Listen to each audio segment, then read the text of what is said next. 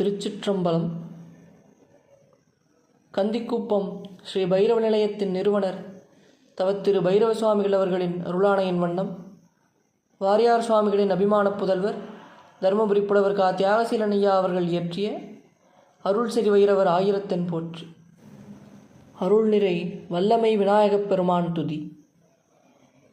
எல்லவர் பணிந்திடும் வைரவமூர்த்தியை எல்லவர் பணிந்திடும் வைரவமூர்த்தியை அல்லலை அகற்றன ஆயிரத்தென் போற்றியையே சொல்லொடு துதித்திட ஆயிரத்தென் போற்றியை சொல்லொடு துதித்திட துணை வருவாய். ஆயிரத்தென் போற்றியை சொல்லொடு துதித்திட துணை வருவாய் என வல்லமை கணபதி